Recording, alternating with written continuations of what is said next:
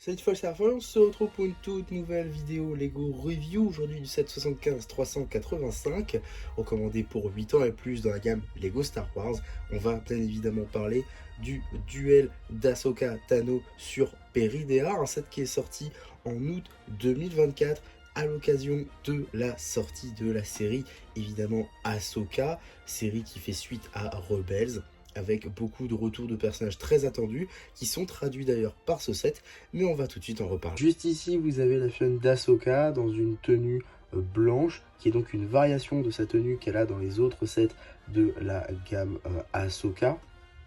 Figurine donc qui est exclusive à ce set, de par toutes les pièces qui la composent, excepté la tête qui apparaît sur la variation de cette tenue. Sinon, tout le reste possède de toutes nouvelles topographies, que ce soit sa pièce de couronne, cheveux, ce que vous voulez. Le torse également, avec de nouvelles topographies sur les bras, mais également les jambes. Topographies sur les bras qui sont juste magnifiques, cela dit en passant, hein, vraiment de très très beaux détails, et ce des deux côtés. Si je retire sa coiffe, on peut donc mieux apercevoir les topographies du torse. Ce surtout à l'arrière, où les topographies sont encore plus détaillées, je trouve. On a également la seconde expression faciale. En termes d'accessoires, deux sabres laser à lame blanche. Juste ici, vous avez la figurine d'Ezra Bridger qui possède enfin une nouvelle version chez Lego. Hein. Ça faisait quelques temps maintenant que ce personnage n'avait pas été vu. Et donc, on est dans une toute nouvelle version basée sur son retour dans la série Ahsoka, évidemment, avec des cheveux longs, la barbe, les yeux sans pupille. Un petit peu dommage forcément, et on retrouve les petites traces de sabre laser du Grand Inquisiteur. Ça c'est pas mal. Torse et jambes évidemment inédits aussi, tout comme la tête, hein.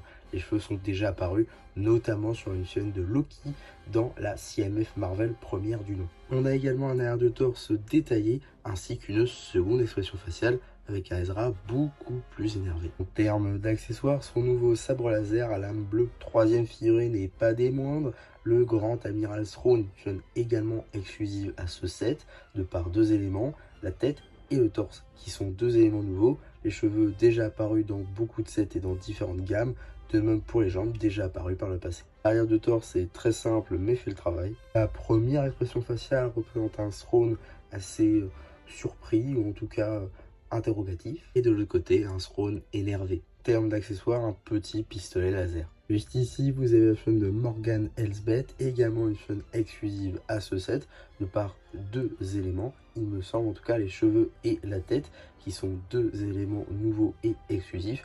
Le torse, lui, a déjà été vu sur l'autre interprétation du personnage, tandis que les jambes, elles, sont non imprimées. Donc voilà, pas grand chose à dire là-dessus. Également une seconde expression faciale, arrière de torse très simpliste, et une épée en brick build plutôt intéressante, car effectivement elle réutilise le moule originellement créé pour le sabre noir, ici en déclinaison vert transparent, ce qui est plutôt intéressant à noter. Et c'est également une pièce exclusive. À noter également qu'il s'agit d'une pièce supplémentaire, ce qui fait que vous en avez deux dans ce set. Et enfin, cinquième et dernière mini-figurine, juste ici, le Night Trooper. Une figurine qui était pendant 10 mois exclusive à ce set. Néanmoins, avec l'arrivée du Battle Pack des Night Troopers, qui va d'ailleurs à merveille avec ce set, eh bien ça permettait d'avoir une autre figurine exacte à celle-ci, donc voilà, ce qui fait qu'elle n'est plus du tout exclusive. Néanmoins, elle est très sympathique, je trouve, avec donc ce casque de Stormtrooper en dual molded avec des petites topographies dorées ci et là qui rendent vraiment très bien.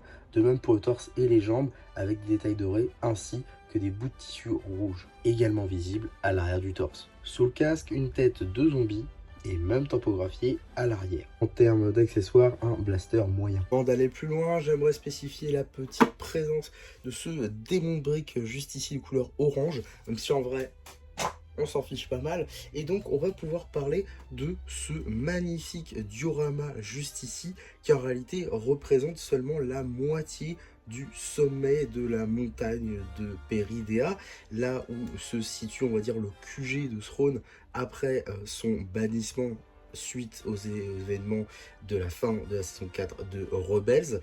Et donc dans ce petit diorama qui représente donc la moitié de ce sommet, hein, on a pas mal de choses. Tout d'abord, juste ici, les petites colonnes qui sont, je trouve, plutôt sympas. La technique d'inclinaison est plutôt aussi ingénieuse. Alors je vais en prendre un pour vous montrer un peu la technique utilisée, on va dire, parce que les stickers sont différents. Alors tout d'abord, on a des tiles 4x4, c'est suffisamment rare pour le noter, je trouve, hein.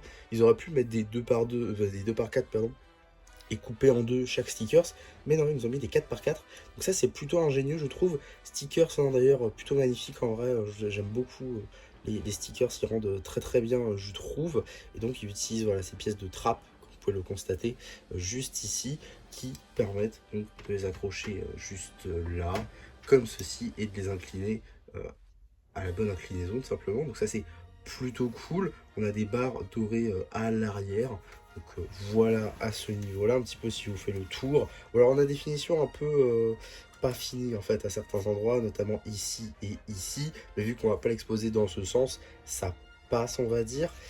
Et pareil ici, mais ça c'est dû à la jouabilité, car effectivement sur cette plateforme il y a des jouabilités, notamment vous voyez ces petites plaques ici et ici, un petit peu aussi là, et en gros vous allez pouvoir voilà, euh, grâce à ces petites molettes sur les côtés, vous allez pouvoir donc arranger les plates et faire combattre les personnages, donc ça c'est plutôt cool. Alors surtout le but ça va être aussi de mettre un personnage ici, donc par exemple on va prendre l'un des combats forcément les plus notables, c'est-à-dire Esbeth ainsi que Ahsoka Tano juste ici, donc on va les mettre en position évidemment. Tac, voilà, petite position ici pour Ahsoka, petite position pour Morgane, juste ici, voilà. Et donc ici on va positionner Ahsoka, et voilà. Donc le but, ça va être de jouer comme ceci, et le premier à faire tomber le personnage gagnera le combat. Donc voilà, ça peut être plutôt cool en vrai. On a peut-être un peu mal dispositionné les Fion ou les armes, mais globalement vous avez compris le principe. C'est plutôt sympa, j'aime beaucoup. Et niveau fonctionnalité, bah, c'est plutôt intéressant. Par contre, petit défaut que je trouve à ce set, c'est le nombre beaucoup trop important de stickers. Il n'y a quasiment aucune pièce typographiée mise à part les personnages. Et ça, c'est vraiment un défaut. On retrouve donc, comme je vous l'ai dit, hein, sur chaque pylône, des stickers différents, que ce soit ici, donc. Là, je vais tous vous les montrer. Oula, on avait des cheveux. Tac. Donc voilà, des stickers différents à chaque fois. Donc 1, 2, 3, 4, 5, 6, 7 et 8. Déjà rien que pour les pylônes. Et ensuite sur le sol, comme vous pouvez le constater, bah déjà on a 1, 2, 3, 4, 5, 6, 7, 8, 9, 10, 11, 12. 12 plus, comme je vous l'ai dit, donc 8. Ça nous fait 20 stickers à poser en tout.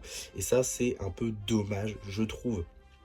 Ensuite, il y a également une différence de couleur sur les stickers, mais ça, j'ai envie de dire que ce n'est plus vraiment une nouveauté. En réalité, c'est un problème qui persiste depuis quelques temps déjà, donc ça ne nous surprend plus. Néanmoins, je trouve ça un peu dommage, du coup, qu'il y ait autant de stickers. Alors, je pense qu'au moins le sol aurait pu être typographié, quitte à faire des stickers pour cela, à la limite, pourquoi pas, mais je pense qu'on aurait pu profiter, en tout cas, d'une moitié des pièces qui auraient pu être typographiées. Ça aurait pu être peut-être un peu mieux.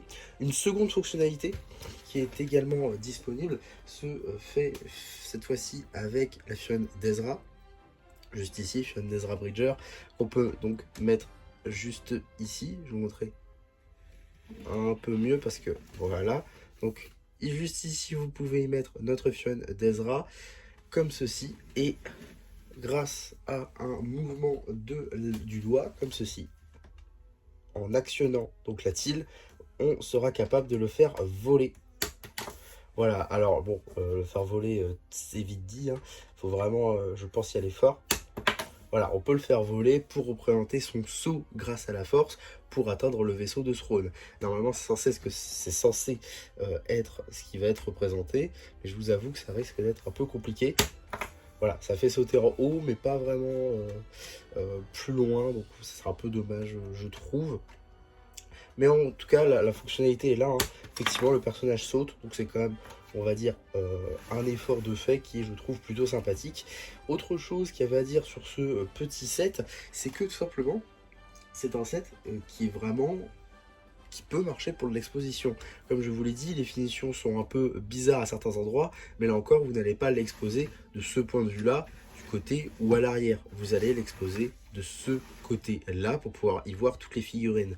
Donc effectivement, Vous voyez, là, les finitions de ce côté-là sont plutôt bien finies et c'est voulu. C'est fait pour être exposé de cette manière et en même temps être jouable, ce qui est, je trouve, les meilleurs playsets, hein, qui sont suffisants pour de l'exposition et en même temps très efficaces pour tout ce qui va être la jouabilité.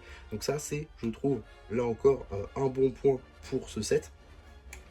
Ensuite, bon, effectivement, on pourrait parler du fait que ce soit qu'une moitié, et donc on n'est qu'une moitié de la scène.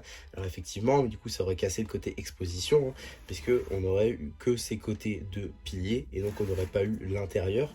Donc l'idée d'en faire une moitié n'est pas déconnante. Maintenant, effectivement, ça empêche d'avoir une sphère complète, enfin, sphère, un cercle complet.